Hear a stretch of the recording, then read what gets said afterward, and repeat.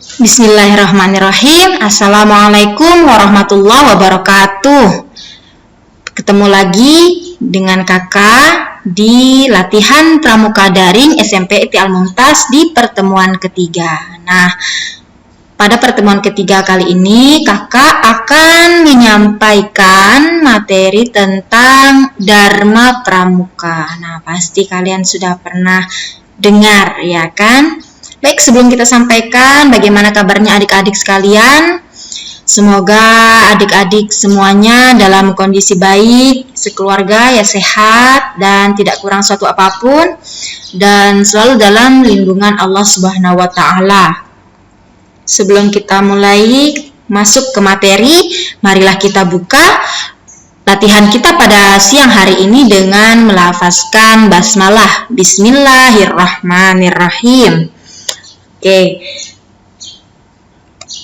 seperti yang kakak sampaikan tadi, kalian pasti sudah pernah mendengar tentang Dasa Dharma Pramuka. Oke, masih ingat nggak ya? Apa saja sih isi dari Dasa Dharma Pramuka? Nah, Dasa Dharma itu sendiri adalah 10 tuntunan tingkah laku sebagai sarana untuk melaksanakan janji atau ikrar yang kemudian dilengkapi dengan nilai-nilai luhur yang bermanfaat dalam tata kehidupan. Nah, jadi Dasa Dharma ini adalah pedoman bagi seorang pramuka dalam bertingkah laku.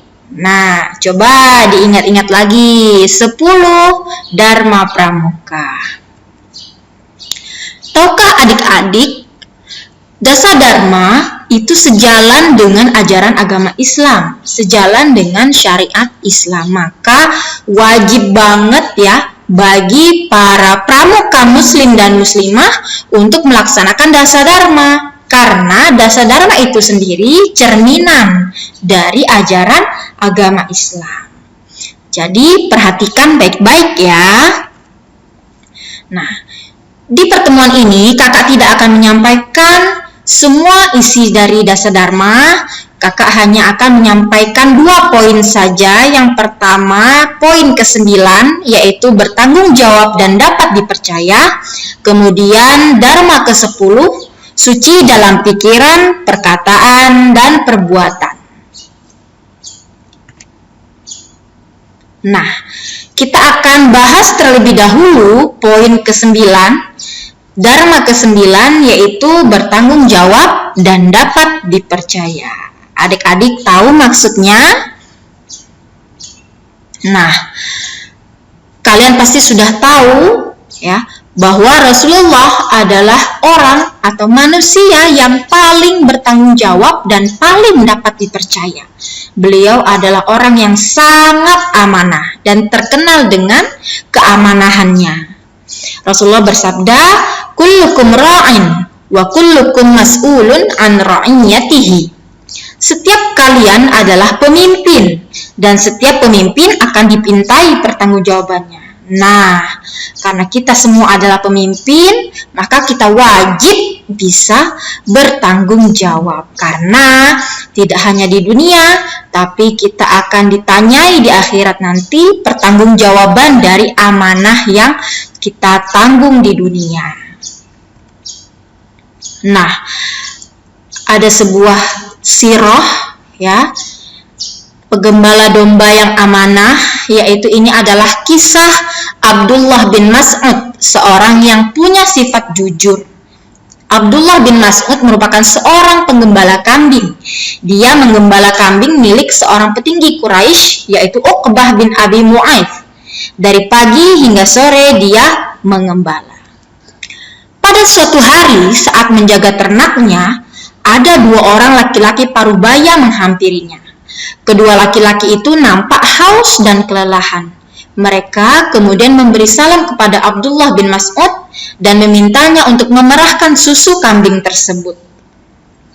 Akan tetapi, Abdullah bin Mas'ud menolak memberikan susu itu karena memang kambing-kambing itu bukan miliknya. Dia berkata, kambing-kambing ini bukan milik saya hanya memeliharanya. Begitu kata Abdullah bin Mas'ud.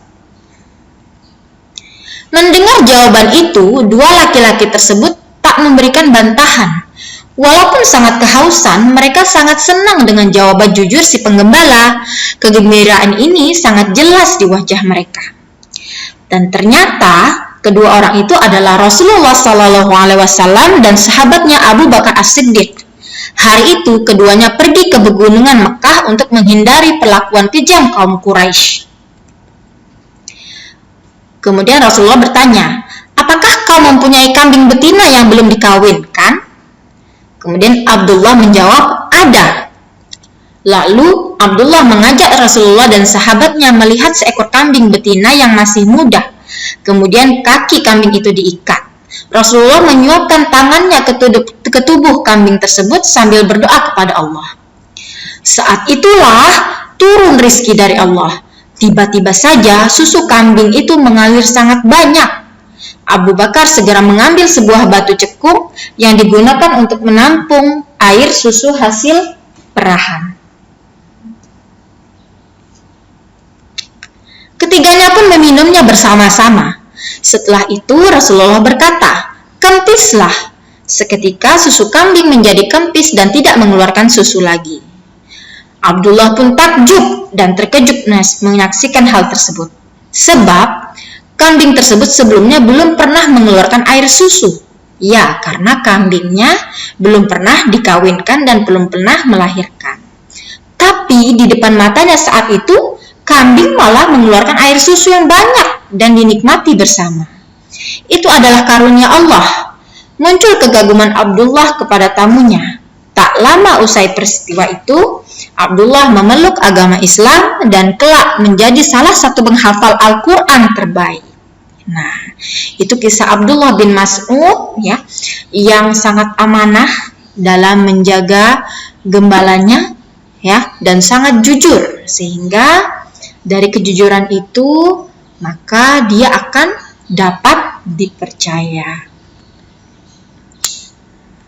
Berikutnya adalah Dharma ke-10, yaitu suci dalam pikiran, perkataan, dan perbuatan. Ini kita alami dalam sehari-hari kita ya. Jadi boleh setelah ini kita introspeksi, apakah ada yang salah, apakah ada yang belum baik dalam pikiran, perkataan, dan perbuatan kita. Yang pertama, suci dalam pikiran. Pada surah Al-Hujurat ayat 12 yang berbunyi, A'udzu billahi minasyaitonir rajim. Bismillahirrahmanirrahim. Ya ayyuhalladzina amanu jtanibu katsiran minadh-dhanni inna ba'dadh-dhanni itsmu wa la tajassasu wa la yaghtab ba'dukum ba'dan ayuhibbu ahadukum ayyakula lahma akhihi maitan fakarihtumuhu wattaqullaha innallaha tawwabur rahim. Yang artinya, hai orang-orang yang beriman, jauhilah kebanyakan dari prasangka. Sesungguhnya sebagian prasangka itu adalah dosa. Dan janganlah kamu mencari-cari kesalahan orang lain, dan janganlah sebagian kamu menggunjing sebagian yang lain. Sukakah salah seorang di antara kamu memakan daging saudaranya yang sudah mati? Maka tentulah kamu merasa jijik kepadanya. Dan bertakwalah kepada Allah, sesungguhnya Allah Maha Penerima Taubat lagi Maha Penyayang. Nah, bagian dari suci dalam pikiran adalah kita menghindari berprasangka buruk, hindari suuzon, hindari prasangka-prasangka yang tidak baik muncul di pikiran kita. Menghindari pikiran-pikiran yang kotor, menghindari pikiran-pikiran yang buruk, dan sebagainya. Itu bagian dari suci dalam pikiran. Nah, sudahkah kita melakukannya? Berikutnya adalah suci dalam perkataan. Dalam surah Al-Ahzab, A'udzu billahi minasyaitonir rajim. Bismillahirrahmanirrahim. Walladzina yu'dzunal mu'minina wal mu'minati bighairi maktasabu faqad ihtamalu buhtanan wa isman mubina. Dan orang-orang yang menyakiti orang-orang mukmin dan mukminat tanpa kesalahan yang mereka perbuat, maka sesungguhnya mereka telah memikul kebohongan dan dosa yang nyata. Nah, ya, jadi salah satu dari menyakiti orang-orang mukmin atau orang lain adalah dengan berkata yang buruk, ya, berkata kotor, mencaci, memaki, ya, kemudian membicarakan orang lain, ya. Nah, itu bagian dari tidak sucinya perkataan. Nah, menghindari hal tersebut itu berarti kita berusaha untuk menjadi suci dalam perkataan, ya. Nah, boleh ya kita mulai setelah ini untuk menjaga kata-kata kita. Yang terakhir adalah suci dalam perbuatan.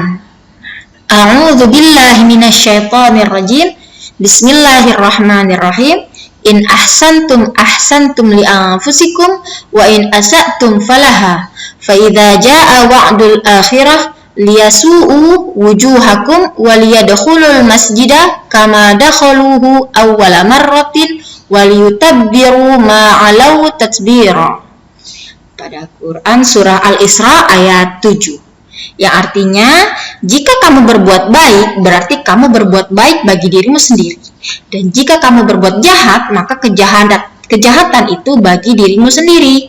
Dan apabila datang saat hukuman bagi kejahatan yang kedua, kami datangkan orang-orang lain untuk menyuramkan muka-muka kamu, dan mereka masuk ke dalam masjid sebagaimana musuh-musuhmu memasukinya pada kali pertama, dan untuk membinasakan sehabis-habisnya apa saja yang mereka kuasai. Nah, jadi penting sekali ya kita suci dalam perbuatan. Kenapa? Karena jika kita berbuat baik, maka kebaikan itu akan kembali kepada kita. Jika kita berbuat jahat, maka sama, kejahatan itu akan berbalik kepada kita. Jika tidak di dunia, maka di akhirat nanti. Ya, jadi pentingnya kita menjaga kesucian dalam perbuatan kita. Ya, oke. Itu yang bisa kakak sampaikan materi untuk kali ini. Setelah ini kakak akan sampaikan apa yang harus kita lakukan setelah menyimak materi ini. Mari menjadi pramuka sejati. Nah, kalian mau jadi pramuka sejati? Nah, kalau mau ya dan harus mau, maka kita harus melaksanakan dasa dharma pramuka. Salah satunya pada poin ke-9 dan ke-10 tadi. Nah, untuk menjadi seperti itu, maka marilah kita berniat sungguh-sungguh untuk melakukan aktivitas atau perbuatan yang mencerminkan hal-hal berikut. Yang pertama, bertanggung jawab atau amanah atau dapat dipercaya. Nah, aktivitas apa tuh ya? Kemudian yang kedua, suci dalam pikiran. Yang ketiga, suci dalam perkataan. Yang keempat, suci dalam perbuatan.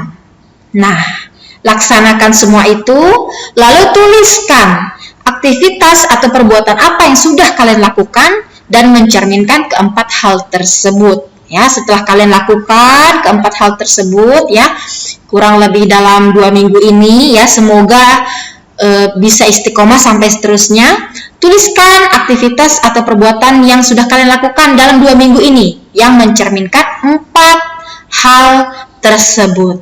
Ya, tuliskan lalu nanti dikirimkan ke kakak pembina ya di link yang akan segera dikirimkan. Baik, itu ya adik-adik, semoga bermanfaat. Semoga kita bisa menjadi pramuka sejati dengan menerapkan 10 dharma pramuka. Baiklah, sayonara. Terima kasih atas perhatiannya. Mohon maaf apabila ada kesalahan. Kita tutup latihan pada siang hari ini dengan melafazkan hamdalah, alhamdulillahirabbil alamin. Assalamualaikum warahmatullahi wabarakatuh.